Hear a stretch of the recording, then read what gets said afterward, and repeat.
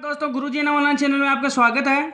हम पढ़ रहे थे मेवाड़ का इतिहास, उसका जो चौथा पार्ट है वो उसकी अध्ययन आज करेंगे। और मैं उससे पहले आपको बता देता हूँ कि अभी भी आज आपने इस चैनल को सब्सक्राइब नहीं किया है, लाइक नहीं किया है, सपोर्ट नहीं किया है, तो आप बिल्कुल निश्चिंत होकर कर सकते हो।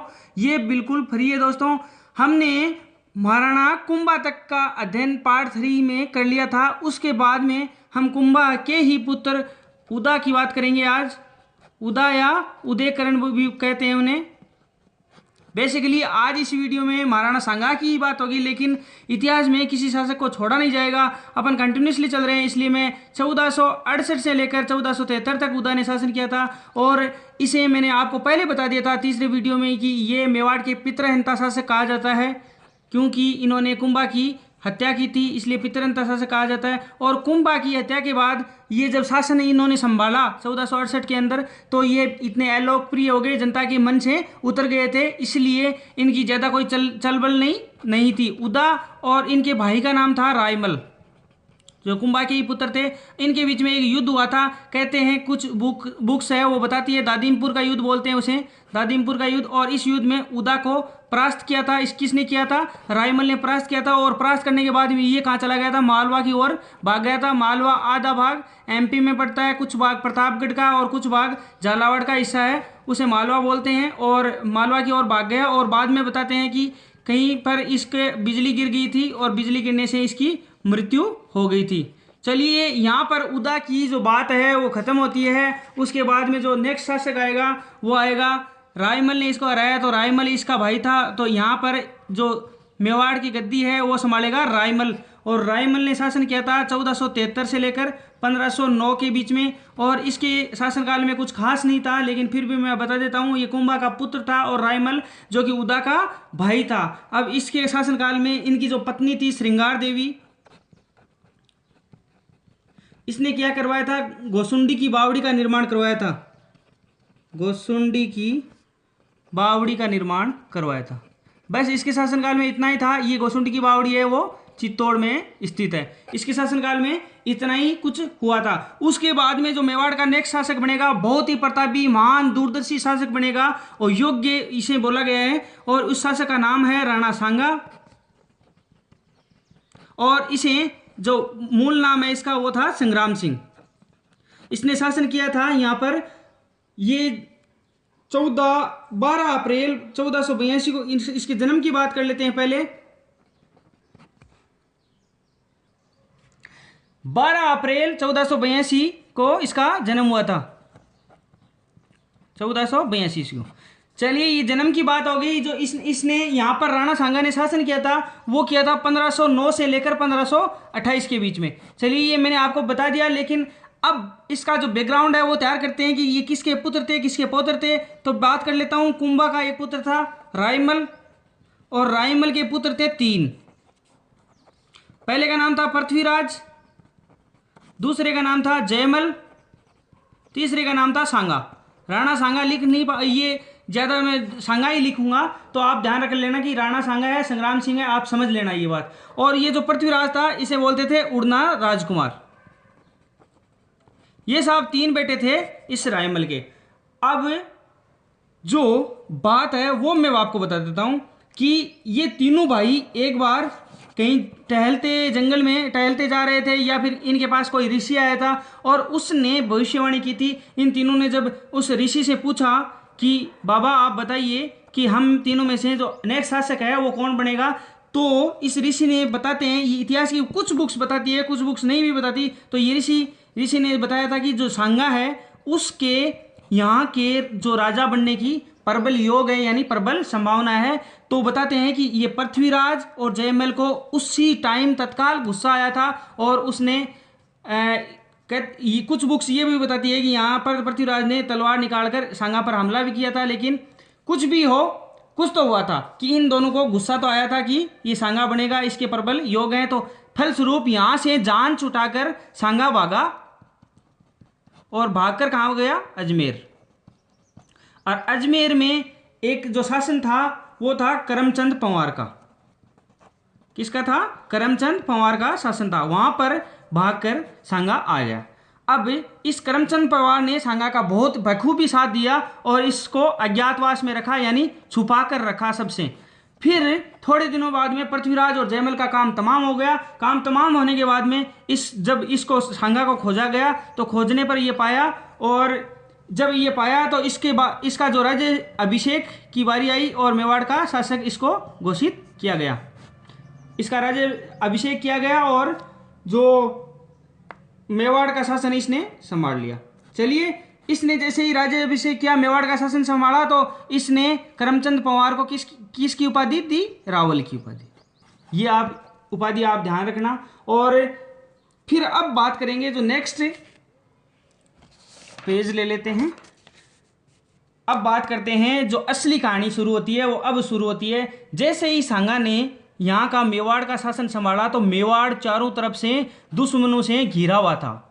तो अब जो मेवाड़ है वो चारों तरफ से दुश्मनों से घिरा है, तो ये क्या था? ये बहुत ही चुस्त था, चालाक था, जो हर प्रकार की समस्याओं से निपटने के लिए। तो फिर क्या हुआ, इसके जो दुश्मन थे उन दुश्मनों के मैं आपको नाम बता देता हूँ, बाद में ये काम आएंगे। और जब इसका राज्य अभिषेक हुआ था तो क्वेश्चन ये पूछा जाता है कि दिल्ली पर किसका शासन था, गुजरात पर किसका और मालवा पर किसका शासन था, क्योंकि ये तीनों तरफ इसके मेवाड़ के जो पड़ोसी थे और उन पर किस किस का शासन था। तो ये क्वेश्चन बहुत अच्छा क्वेश्चन बन सकता है, एक आरएस लेवल का भी क्वेश्चन इसमें पूछा जा सकता है। तो उस टाइम जिस टाइम ये इसने गद्दी संभाली थी, उस टाइम जो लोधी वंश का संस्थापक था दिल्ली का, वो उसका नाम था सिकंदर लोधी। ये दोस्तों ये नाम याद रखना बिल्कुल बहुत इंपॉर्टेंट है, सिकंदर लोधी। और गुजरात का शासक था उस टाइम, वो था महमूद शाह बेगड़ा।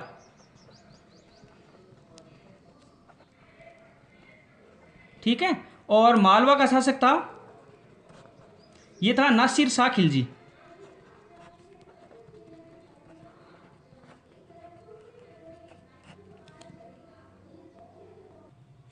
ये जो तीनों थे, ये तीनों ही इस मेवाड़ की जो सत्ता थी इसको नष्ट करना चाहते थे, यानी इसको प्राप्त करना चाहते थे। लेकिन जो सांगा थे वो बहुत ही दूरदर्शी प्रवृत्ति के थे। उन्होंने क्या किया, मेवाड़ के जो चारों तरफ है उसने वैवाहिक संबंध स्थापित किए, यानी मारवाड़, बीकानेर, इधर सिरोही, बूंदी, इस चारों तरफ इसने ये वैवाहिक संबंध स्थापित किए। और जो सांगा ने मेवाड़ सीमा प्रांतों पर अपने हितैषी और विश्वास पात्र व्यक्तियों को जागीर प्रदान की, यानी अपने जो विश्वास पात्र व्यक्ति थे उनको वहां पर जागीर दी कि तुम मेरी रक्षा करो, मैं तुम्हारी रक्षा करूंगा। और मेवाड़ क्षेत्र को सुरक्षित कर लिया, यानी चारों तरफ से चाकबंदी कर ली और फलस्वरूप जो मेवाड़ था वो एकदम सुरक्षित हो गया। चलिए बात कर लेते हैं उसने क्या क्या परिवर्तन किए थे। सांगा ने क्या किया, अजमेर में भैया अपने जो इसका विश्वास पात्र आदमी था करमचंद पवार को इसने क्या किया था, अजमेर, परबतसर, मंडल और बनेड़ा इनकी जागीर प्रदान करी और इसका क्या बनाया, यहाँ का प्रहरी घोषित कर दिया। तो अजमेर की तरफ से ये बिल्कुल मजबूत हो गया और अजमेर में किसको शासन गार्ड नियुक्त किया, करमचंद पवार को। चलिए बात कर लेते हैं दक्षिणी पश्चिमी सीमा की।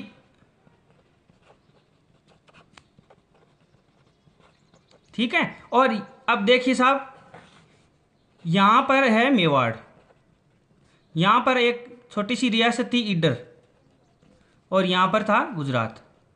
जस्ट फॉर आपको नॉलेज के लिए समझा रहा हूं ये बात। ईडर का जो शासक था वो था बहरमल, और गुजरात का मैंने आपको पहले बता दिया था महमूद शाह बेगड़ा। तो मैं बेगड़ा लिखता हूं, ज्यादा टाइम वेस्ट नहीं करूंगा आपका, बेगड़ा था। और ये जो बहरमल था ये बेगड़ा का क्या था, समर्थक था। अब भाई मेवाड़ का शासक सांगा है, तो भाई यहाँ पर ईडर पे अगर अपना शासक नियुक्त कर दे तो गुजरात से थोड़ा सा बच सकता है ये। तो इसने क्या किया, इस बहरमल को तो यहाँ से किक मारा महाराणा सांगा ने, और अपने एक जमाता था रायमल उसको यहाँ पर बिठा दिया। तो यहाँ से एक मजबूती प्रदान कर ली सांगा ने। फिर बात कर लेते हैं मेवाड़ ने क्या किया, जो मालवा प्रदेश था भाई ये अब मैं दोबारा बात कर लेता हूँ, ये मेवाड़ है और इधर ये मालवा लगता था। और मालवा का शासक मैंने बता दिया आपको, ये खिलजी था, नासिर शाह। ठीक है। और इसका मालवा की जो राजधानी थी मांडू, और मांडू का एक जो वजीर था उसका नाम था मेदिनी राय। ठीक है। इन खिलजी और मेदिनी राय के बीच में थोड़ी सी अनबन थी, तो इसने क्या किया, ये जो सांगा थे इन्होंने जो गागरोन और जो चंदेरी का जो जागीर थी इस मेदिनी राय को सौंप दी। यानी गागरोन और ये चंदेरी की जो जागीर है इस मेदिनी राय को सौंप दी और अपनी जो सुरक्षा है वो और प्रबल कर ली मालवा की तरफ से भी। चलिए अब बात करेंगे जो सांगा की ये योग्यता थी, गंभीरता थी, दूरदर्शिता का ये सब कुछ द्योतक था। और इसने क्या किया, जो मारवाड़, जो बागड़ है, सिरोही है, बीकानेर आदि राजपूत जो राजा थे उनसे सबसे मैत्री संबंध बनाए और मेवाड़ का जो प्रभाव है वो संपूर्ण राजस्थान पर ये छा गया कि भाई मेवाड़ी है सब कुछ है जो, ठीक है, क्योंकि चारों तरफ से इसका सब कुछ अपना था। अब अपन बात करेंगे ऐतिहासिक प्रमुख युद्ध और उन युद्धों की बात करेंगे अपन क्रम से कि किसके साथ, किन किन से, सांगा के साथ कौन कौन से शासक का युद्ध हुआ था। तो युद्ध की बात करने से पहले मैं आपको बता देता हूँ कि जो राणा सांगा था और उसका मालवा के शासक के बाद साथ युद्ध हुआ था उसकी पहले बात करेंगे, राणा वर्सेज मालवा का शासक। तो साहब जो नासिर शाह खिलजी था, पहले मैंने आपको बताया था, ये खिलजी लिखूंगा मैं आपको, और इसकी मृत्यु होने के बाद में 1511 ईस्वी में इसकी मृत्यु हो गई थी। उसके बाद में जो महमूद खिलजी सेकंड आया था, महमूद खिलजी सेकंड, ठीक है, नासिर शाह खिलजी की मृत्यु के बाद में ये मालवा का शासक बना था और इसके और सांगा के बीच में युद्ध हुआ था। उस युद्ध का नाम है दोस्तों गागरोन का युद्ध, गागरोन का युद्ध, और ये युद्ध हुआ था 1519 ईस्वी के बीच में। तो ये पहली लड़ाई में आपको बता दिए। इस युद्ध में क्या हुआ था, ये साहब सांगा जी विजय हो गए थे और जो महमूद है, महमूद खिलजी, इसको क्या कर लिया था, बंदी बना लिया गया था। लेकिन बाद में सांगा को दया आ गई और दया आने के बाद में इसको छोड़ दिया और मालवा इसको लौटा दिया। तो अब आपको पता ही है कि सांगा ने ये जब इसको मालवा वापस लौटा दिया तो क्या अब कुछ नहीं बचा, तो मालवा से संकट मुक्त हो गया मेवाड़, मालवा से संकट मुक्त मेवाड़ हो गया और यहाँ पर एक पहली विजय इस सांगा जी को प्राप्त हो गई थी। चलिए अब बात कर लेते हैं दूसरी विजय की।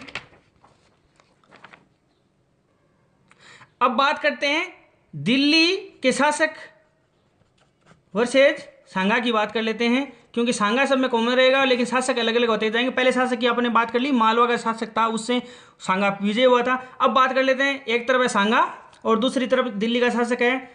भाई राज्य अभिषेक हुआ था उस टाइम कौन सा शासक था, सिकंदर लोदी, उस टाइम सिकंदर था। ये क्वेश्चन पूछा जाएगा तो सिकंदर। अब लेकिन लड़ाई होगी वो होगी, इसके भाई था इसका ज्येष्ठ पुत्र था, सिकंदर का ज्येष्ठ पुत्र था इब्राहिम लोदी, इसके साथ ये लड़ाई होगी। तो ये आप ध्यान रखना, सिर्फ वो सिकंदर लोदी सिर्फ राज्य अभिषेक तक ही था। अब इब्राहिम लोदी आएगा और जो इब्राहिम लोदी ये बना था 22 नवंबर 1517 को दिल्ली के ताज पर बैठा था, तख्तो ताज पर। और अब साहब युद्ध की बात कर लेते हैं बिना किसी वेट किए। पहले युद्ध का नाम है खातौली का युद्ध, ठीक है, खातौली का युद्ध। और ये साहब खातौली पड़ता है कोटा में, ठीक है, हाड़ौती की जो सीमा है वहां पर ये युद्ध लड़ा गया था। 1517 ईस्वी की मैं बात कर रहा हूं, ठीक है। और इसमें भी क्या हुआ था, सांगा हुए थे विजय और इब्राहिम लोदी को क्या हुई थी, पराजय, ठीक है। ये युद्ध की बात होगी। अब जो नेक्स्ट सांगा और इब्राहिम लोदी के बीच में दूसरा युद्ध होगा, मैं दोबारा नहीं लिखूंगा, आपको दोबारा इस डायरेक्ट इस तीर से ही बताऊंगा। दूसरा युद्ध हो गया। अब क्या हुआ था इस युद्ध में, एक इसका सेनापति था दक्कन, मियाँ दक्कन, उसके नेतृत्व में ये युद्ध लड़ा गया था इब्राहिम लोदी और सांगा के बीच में। और इसका युद्ध का नाम आप जान लीजिए, इस युद्ध का नाम था बाड़ी धौलपुर। बाड़ी है ये धौलपुर में है, बाड़ी धौलपुर का युद्ध, ठीक है। और ये कुछ बुकों में 1518 दिया हुआ है, कुछ में 19 दिया हुआ है, लेकिन अधिकतर बुकों में 19 दिया हुआ है। लेकिन आइडिया ये है कि 1518-19 के बीच में ही ये युद्ध हुआ होगा, या फिर एंड 1518 में हुआ था या फिर जनवरी 1519 में हुआ था, लगभग यही था। तो आप जान लीजिए। चलिए मैं बात कर लेता हूँ उस बाड़ी धौलपुर के युद्ध की। और इसमें युद्ध में यहाँ पर मियाँ दक्कन ने इस पे सांगा पर हमला किया और क्या हुआ था, ये जो सांगा की यहाँ पर विजय हुई। और ये विजय के उपलक्ष्य में मैं आपको यहाँ पर एक क्वेश्चन तैयार करवा देता हूँ कि ये दिल्ली सल्तनत के विरुद्ध राणा सांगा की अंतिम विजय थी, क्योंकि ये दिल्ली का शासक था इब्राहिम लोदी, तो ये दिल्ली सल्तनत के विरुद्ध सांगा की अंतिम विजय थी, ठीक है, ये आप चीज़ का ध्यान रखना। मैं अगली बार अगले नेक्स्ट शासक आएगा बाबर, उसके विरुद्ध आपको बोलूँगा ये मुगल सल्तनत के विरुद्ध अंतिम विजय थी। उस टाइम आप कंफ्यूज हो गए, इससे अच्छा आप यहीं ध्यान देख लीजिए कि दिल्ली सल्तनत के विरुद्ध सांगा की अंतिम विजय। अब बिना किसी देर किए अब बात कर लेते हैं जो बाबर है और सांगा के युद्धों की बात कर लेते हैं। तो चलिए शुरू करते हैं।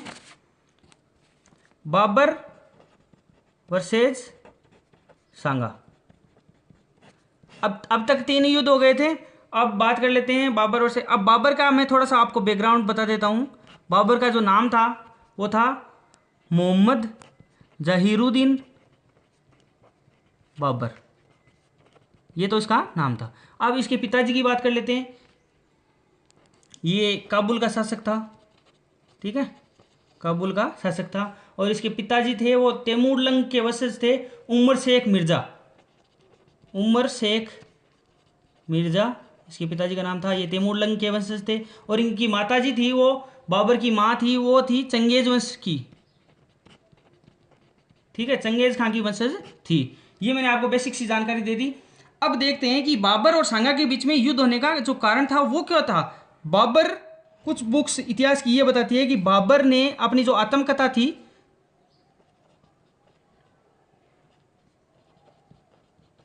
तुजु के बावरी,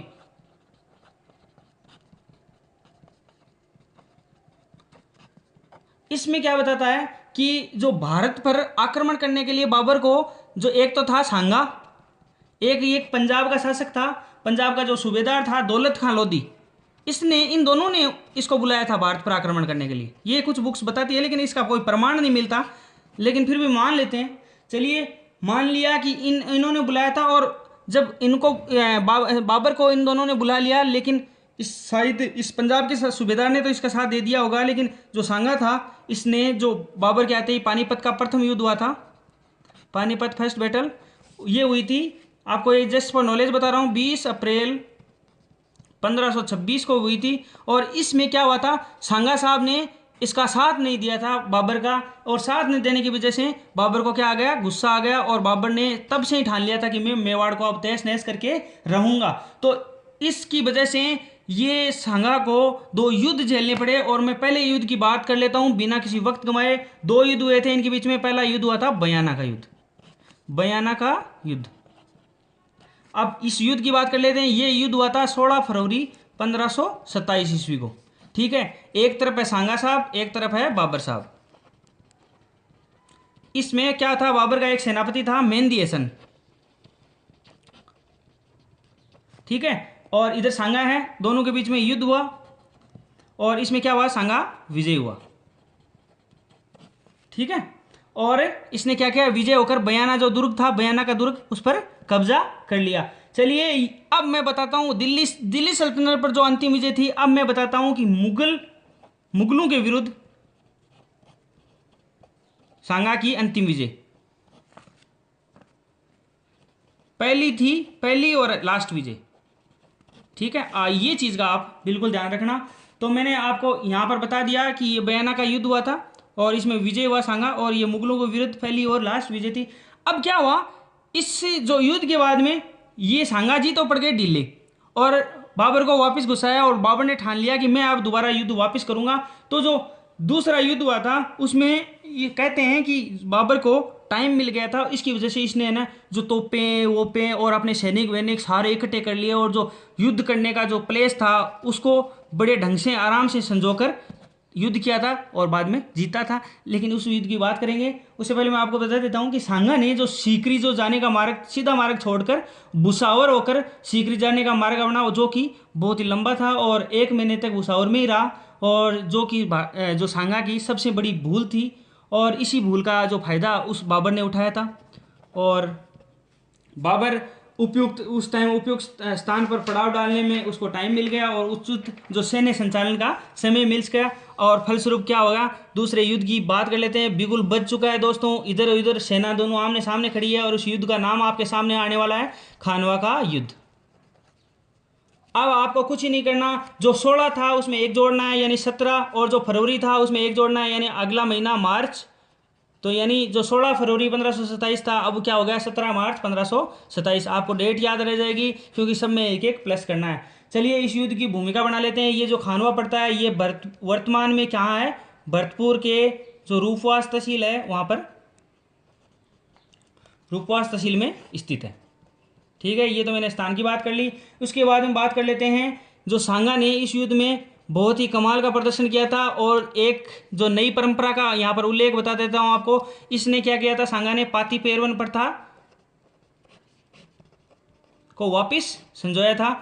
ये पाती पेरवन प्रथा क्या थी, ये राजपूतों के टाइम की ये ऐसी प्रथा थी कि इस प्रथा के अंदर सब राजपूत राजाओं को निमंत्रण भेजा जाता था, और ये सभी राजपूत राजा एक झंडे के नीचे उस शासक के नेतृत्व में युद्ध लड़ते थे। और यही प्रथा का उपयोग राणा सांगा ने किया था, और सबको चिट्ठी लिखी थी, निमंत्रण भेजा था कि आओ और मेरे इस झंडे के नीचे, यानी सभी शासक एक साथ युद्ध लड़ेंगे, किसके विरुद्ध, बाबर के विरुद्ध। और यही हुआ। और कौन कौन से शासक इस टाइम इस निमंत्रण के दौरान आए थे मैं बात कर लेता हूँ। पहले बात कर लेता हूँ, मारवाड़ का शासक आया था राव गांगा और मालदेव।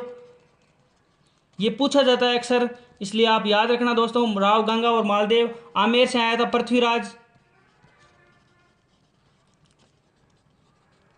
ठीक है, और ईडर से आया था भारमल।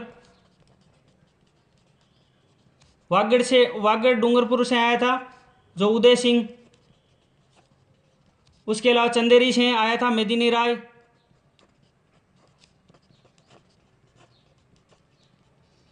बीकानेर से आया था राव जो जैत सिंह का पुत्र था। मैं डायरेक्ट बोल रहा हूं दोस्तों, टाइम क्योंकि ज़्यादा वीडियो ज़्यादा लंबा बन जाएगा।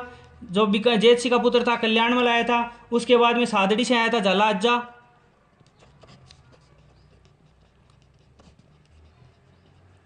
और अजमेर से आया था करमचंद पवार, जिसको आप सारे जानते हो, पहले दिन से चल रहा है अपने साथ। ठीक है, और कहते हैं कि सांगा अंतिम राजा थे जिसके सेनापतित्व में सब राजपूत जातियां विदेशियों को भारत से निकालने के लिए सम्मिलित हुई थी, और सांगा का नेतृत्व में ये युद्ध लड़ा जाता था। तो इस जो सांगा का नेतृत्व में ये युद्ध लड़ा गया था। ठीक है, अब चलिए बात कर लेते हैं सांगा और बाबर। युद्ध है खानवा, मैदान है भरतपुर का, रूपवास तहसील वर्तमान में। चलिए बात कर लेते हैं। कहते हैं कि युद्ध शुरू हुआ और बाबर का सांगा के कोई तीर लगा हुआ होगा, या फिर घायल हो गएंगे, या फिर मूर्छित हो गए, कुछ भी हुआ होगा, कुछ तो हुआ था। ये यहाँ से कट लिए थे, ये यहाँ से घायल हो गए थे, मूर्छित हो गए थे, कुछ भी हुआ होगा, लेकिन यहाँ से ये पार हो लिए थे।